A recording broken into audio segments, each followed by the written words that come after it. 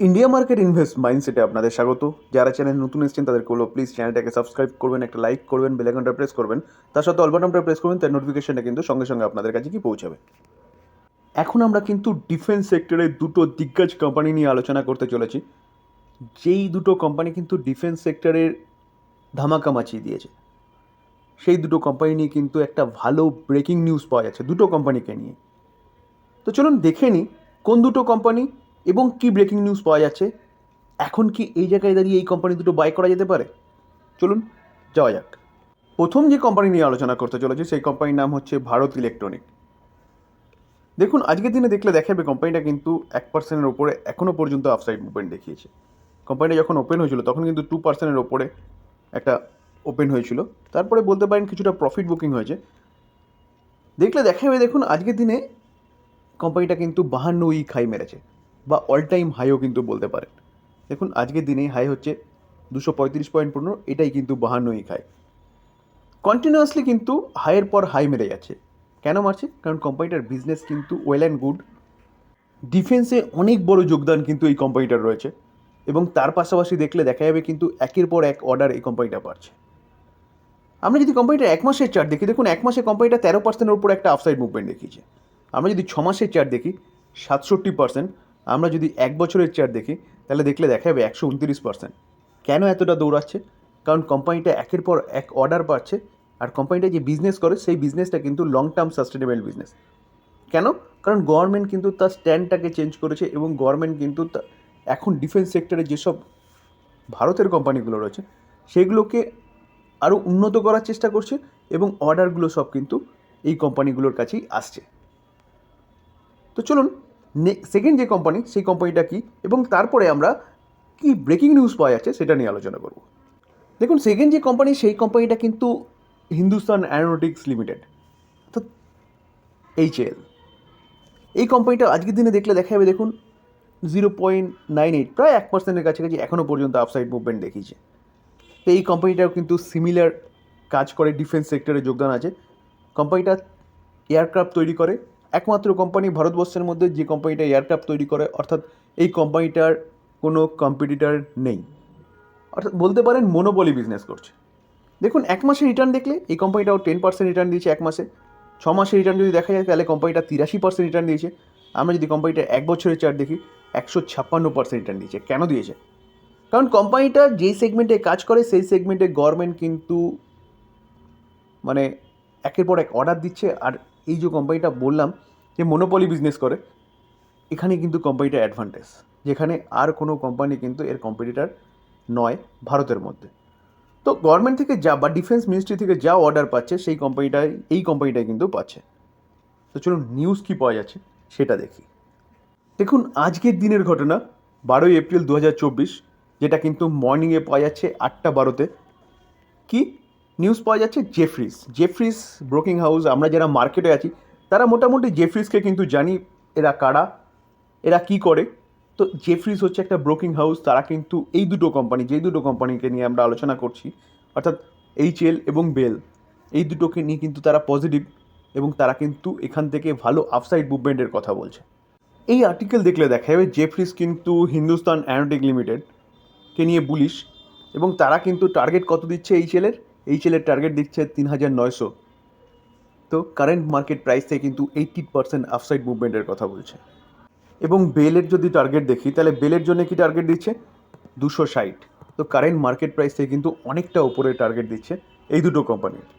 দেখুন এই আর্টিকেল দেখলে দেখা যাবে যে বলছে কি domestic defence spending growth with export expected to reach কত 7 বিলিয়ন FY30-র মধ্যে। তো 2030-এর মধ্যে কিন্তু এই অ্যামাউন্টটা যেতে পারে, যেখানে এক্সপোর্ট যে করা হচ্ছে না, এক্সপোর্ট কি করা হচ্ছে দেখুন, ইতালিতে, ইজিপ্টে, UAE, সৌদি আরবে কিন্তু আমরা হচ্ছে এক্সপোর্ট করছি। তো গভর্নমেন্ট কিন্তু এই এক্সপোর্টের ওপর বেশি জোর দিয়েছে, যার জন্যে ভারতীয় যেসব কোম্পানিগুলো আছে সেগুলো কী করছে, সেগুলো যে উৎপাদন ক্ষমতা কন্টিনিউয়াসলি বাড়াচ্ছে, এবং বাড়ানোর সাথে সাথে কিন্তু যেসব প্রোডাক্টগুলো কোম্পানি তৈরি করছে সেই প্রোডাক্টগুলোর কিন্তু মানে উন্নত মানের প্রোডাক্ট তৈরি করছে, যার জন্য বিভিন্ন দেশের সাথে টাই আপ করেছে বা বড় বড় কোম্পানির সাথে টাই আপ করেছে। যেমন আমাদের হিন্দুস্তান অ্যারোনটিক লিমিটেড কিন্তু 5th জেনারেশনের এয়ারক্রাফটের ইঞ্জিনের জন্য কিন্তু জেনারেল ইলেকট্রিকের সাথে টাই আপ করেছে, ইউএস বেস কোম্পানি। তো এইভাবে কিন্তু কোম্পানি কী করছে, কোম্পানিগুলো তার প্রোডাক্ট বাড়াচ্ছে এবং গভর্নমেন্ট কী করছে, গভর্নমেন্ট কিন্তু এক্সপোর্টের দিকে জোর দিয়েছে। তার পাশাপাশি তারা এটাও দেখছে যে বর্তমানে পলিটিক্যালি যে টেনশন রয়েছে, সেই টেনশনের দিকে মাথায় রেখে গভর্নমেন্ট কী করছে, গভর্নমেন্ট কিন্তু সেলফ ডিপেন্ডেন্ট হতে চাইছে। তো তার জন্যে গভর্নমেন্ট আমাদের দেশের কোম্পানিগুলো ওপর বেশি জোর দিচ্ছে, উৎপাদনের পরিমাণ বাড়াচ্ছে এবং আরও উন্নত করার চেষ্টা করছে। যে ইম্পোর্ট আগে হতো, সেই ইম্পোর্টটাকে কিন্তু অনেকটা কমিয়ে দিয়েছে। তো যেহেতু অনেকটা কমিয়েছে, তাহলে সেই চাহিদাটা পূরণ করবে কি ডোমেস্টিক প্লেয়াররা। তো ডোমেস্টিক প্লেয়ার বলতে এই দুটো কোম্পানি কিন্তু বেস্ট কোম্পানি ইনভেস্টমেন্টের জন্য। এটা আমি বলছি না, এটা কিন্তু জেফ্রিজ বলছে। তাই তারা টার্গেট কিন্তু সেট করেছে ওইভাবে। দেখুন, আমরা যদি কোম্পানিটার বেল কোম্পানি, হ্যাঁ, ভারত ইলেকট্রনিকের দেখছি, তো ভারত ইলেকট্রনিকের যদি আমরা ইন্ডাস্ট্রি দেখি, দেখুন কোন কোন সেগমেন্টে কোম্পানিটা কাজ করছে। এরোস্পেস বলুন, এভিওনিক্স বলুন, স্যাটেলাইট বলুন, কমিউনিকেশন, ডিফেন্স, এই ইন্ডাস্ট্রিগুলোতে কিন্তু কোম্পানিটার এক্সপোজার রয়েছে। কোম্পানি যদি বিজনেস বলি, তাহলে কোম্পানির যে বিজনেস, সেটা ওয়ার্ল্ড ওয়াইজ বিজনেস। অর্থাৎ কোম্পানি যে প্রোডাক্টটা তৈরি করে না, সেই প্রোডাক্টের কিন্তু সারা বিশ্বের মধ্যে ডিমান্ড রয়েছে। তো সেই অনুযায়ী এক্সপোর্টও কিন্তু খুব ভালো হচ্ছে। দেখুন, আমরা যদি দেখি কোম্পানিটার প্রোডাক্ট, অ্যাভিওনিক্স, রাডার আছে, ওয়েপন রয়েছে, ইলেকট্রনিক ভোটিং মেশিন রয়েছে, IFF রয়েছে, C4I সিস্টেম রয়েছে। তো এই জায়গায় দাঁড়িয়ে কিন্তু এই কোম্পানিটা এই জিনিসগুলো নিয়ে কাজ করছে, বা এই হচ্ছে কোম্পানিটার প্রোডাক্ট। যে প্রোডাক্ট কোম্পানিটা তৈরি করছে, সেই প্রোডাক্টের ডিমান্ড কিন্তু কন্টিনিউয়াসলি বাড়বে ছাড়া কমবে না। আমরা যদি HL-কে দেখি, তাহলে HL-কে দেখলে দেখা যাবে কিন্তু, দেখুন কোম্পানিটার প্রোডাক্ট কী আছে। প্রোডাক্ট হচ্ছে ট্রান্সপোর্ট এয়ারক্রাফট, ফাইটার এয়ারক্রাফট, তারপর হচ্ছে টর্নিয়ার এয়ারক্রাফট, হেলিকপ্টার। তো এই যে যতগুলো প্রোডাক্ট আছে না, সেই প্রোডাক্টগুলো কিন্তু সবকটা একমাত্র হিন্দুস্তান অ্যারোনটিক লিমিটেডই কিন্তু তৈরি করে, যেটা ইন্ডিয়ার মধ্যে কিন্তু আর কোনো দেশ তৈরি করে না। শুধু তৈরি করে না, তার সাথে মেনটেনেন্স বলুন, সেই কাজটাও কিন্তু করে। তো এই এয়ারক্রাফট বলুন, হেলিকপ্টার বলুন, সেটা কিন্তু ওয়ার্ল্ড বেসিস ডিমান্ড আছে। হেলিকপ্টার বলুন, টর্নিয়ার বলুন, এগুলো কিন্তু ডিমান্ড আছে। এখন কিন্তু ট্রান্সপোর্ট এয়ারক্রাফটও কিন্তু তারা তৈরি করছে ভারতের ডিফেন্স সেক্টরে বা ডিফেন্স মিনিস্ট্রির ডিমান্ড অনুযায়ী। তো স্যার, এই কোম্পানিটাও কিন্তু আপনি রাডারে রাখতে পারেন, কারণ কোম্পানিটা কিন্তু যা বিজনেস করছে, সেই বিজনেস ওয়েল অ্যান্ড গুড, এবং কোম্পানিটা কিন্তু যেই জায়গায় আমরা এখন দেখছি সেই জায়গায় আর থাকবে না। আমরা যদি HL অর্থাৎ হিন্দুস্তান অ্যারোনটিক লিমিটেডের রেভিনিউ দেখি, লাস্ট 5 বছর 20,300, 21,700, 21,700টা 23,100, 25,600, সেটা বেড়ে কোথা দাঁড়িয়েছে 28,500। তাহলে কোম্পানির যে রেভিনিউ, সেটা কিন্তু কন্টিনিউয়াসলি বাড়ছে।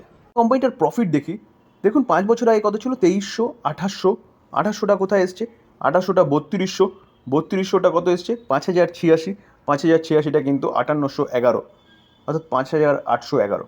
কোম্পানি যেরকম রেভিনিউ বাড়াচ্ছিল, সেরকম কিন্তু কোম্পানির প্রফিটও লাফিয়ে বাড়ছে। কেন বাড়ছে? কারণ কোম্পানিটা গভর্নমেন্টের কাছ থেকে কিন্তু একের পর এক অর্ডার পাচ্ছে, এবং অর্ডার পাচ্ছে, সেটার যে অর্ডার এখন কিন্তু তারা সাপ্লাই দিচ্ছে। তো সাপ্লাই দেওয়ার পরে তারা টাকা পাবে। তো এখনই কিন্তু হচ্ছে কোম্পানির প্রফিট বা রেভিনিউ, এই দুটো কিন্তু বাড়বে। তো তার পাশাপাশি দেখলে দেখা যাবে কিন্তু এই কোম্পানিটার কিন্তু অনেক অর্ডার পেন্ডিং রয়েছে। পেন্ডিং মিন্স মানে অর্ডার পাস হয়ে রয়েছে। শুধু গভর্নমেন্ট যদি, প্রেজেন্ট গভর্নমেন্ট যারা রয়েছে, তারা যদি ইলেক্টেড হয়ে আসে, তাহলে কিন্তু সেই অর্ডারগুলো পেতে শুরু করবে। তো সেই জায়গায় দাঁড়িয়ে এই কোম্পানিটা কিন্তু আরও রকেটের মতন ছুটবে। দেখুন, আমরা বেল অর্থাৎ ভারত ইলেকট্রনিক্স যে কোম্পানিটা রয়েছে, আমরা যদি রেভিনিউ দেখি, তাহলে দেখলে দেখা যাবে, দেখুন 12,254, 13,000, 14,100, 14,100টা কোথায় এসছে, দেখুন 15,500, 15,500টা 18,000। কোম্পানির কিন্তু রেভিনিউ কন্টিনিউয়াসলি বাড়ছে। আমরা যদি কোম্পানির প্রফিট দেখি, তাহলে কোম্পানির প্রফিট দেখলে দেখা যাবে, দেখুন প্রফিট 1793, কোভিড ছিল। তারপরে যদি দেখি, দেখুন 2000, তারপরে দেখুন 2065টার পরে হচ্ছে কত, 2348, 3000। তো কোম্পানি কিন্তু কন্টিনিউয়াসলি তার প্রফিটও কিন্তু বাড়িয়ে গেছে। তো এই প্রফিটটা কিন্তু আরও বাড়বে, কারণ হেভি রিসেন্ট অর্থাৎ 1 থেকে 1.5 বছর কিন্তু HL-এর বলুন কি BL-এর বলুন, কন্টিনিউয়াসলি কিন্তু অর্ডার পাচ্ছে, সেই অর্ডারের ডেলিভার কিন্তু এখন দিচ্ছে। তো এখনই কিন্তু প্রফিট বলুন, রেভিনিউ আরও বাড়বে। তো স্যার বলতে পারেন ভারত ইলেকট্রনিক এবং হিন্দুস্তান অ্যাগ্রিক লিমিটেডের এখন কিন্তু গোল্ডেন পিরিয়ড চলছে। এই দুটো কোম্পানি কিন্তু আপনি আপনার রাডারে রাখতে পারেন লং টার্ম ইনভেস্টমেন্টের জন্য। দেখুন, নিউজ ছিল, নিউজ পারপাস আমি কোম্পানিটা নিয়ে স্টাডি করলাম, এটাকে স্টাডি হিসেবে নেবেন, এটাকে বাই সেল রেকমেন্ডেশন একদম নেবেন না, কারণ আমি সেবি রেজিস্টার্ড পার্সন নই। আলোচনা এই পর্যন্ত। যদি আলোচনাটা ভালো লাগে, যারা চ্যানেল নতুন এসেছেন তাদেরকে বলবো প্লিজ চ্যানেলটাকে সাবস্ক্রাইব করবেন, লাইক করবেন, বেল আইকনটা প্রেস করবেন, তার সাথে অল বাটনটা প্রেস করবেন, নোটিফিকেশনটা কিন্তু সঙ্গে সঙ্গে আপনাদের কাছে কি পৌঁছাবে। থ্যাংক ইউ, ভালো থাকবেন।